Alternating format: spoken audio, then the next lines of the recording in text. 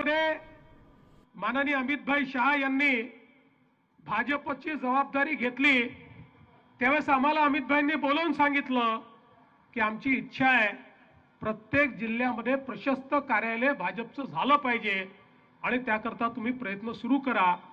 आणि तेव्हापासून प्रत्येक जिल्ह्यामध्ये जमीन खरेदी करणं, तिथले प्लॅन मंजूर करणं, त्या ठिकाणी कार्यालय उभं करणं, अशा प्रकारचं कार्य आपलं चाललेलं आहे।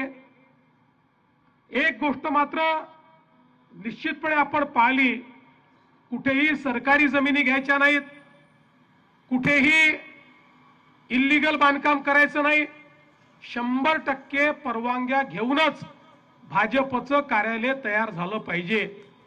आणि म्हणूनच संभाजीनगरमध्ये आमची अपेक्षा अशी होती की जरी शहर आणि जिल्ह्याचं कार्यालय असलं तरी देखील हे विभागाचं कार्यालय देखील असणार आहे।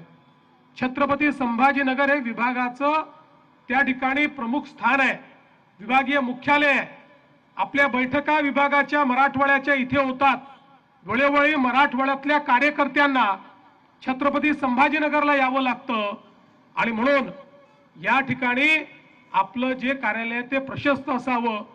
काही जमिनी आपण घेतल्या, विकल्या, अडचणी आल्या, काही अजून इमारती बघितल्या, पण त्यांनी समाधान होत नव्हतं।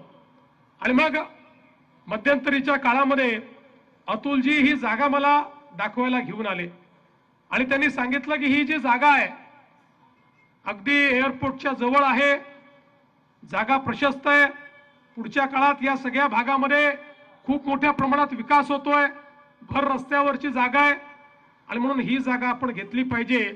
आणि मग सगळ्यांना आम्हाला ही जागा आवडली आणि आपण ही जागा घेतली आणि त्यानंतर अतिशय सुंदर अशा प्रकारच्या कार्यालयाची निर्मिती त्या ठिकाणी सुरू झाली।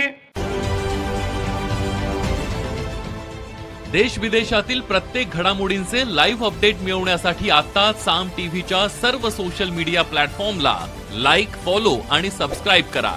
तसंच सर्व नोटिफिकेशनसाठी बेल आयकॉन प्रेस करायला विसरू नका।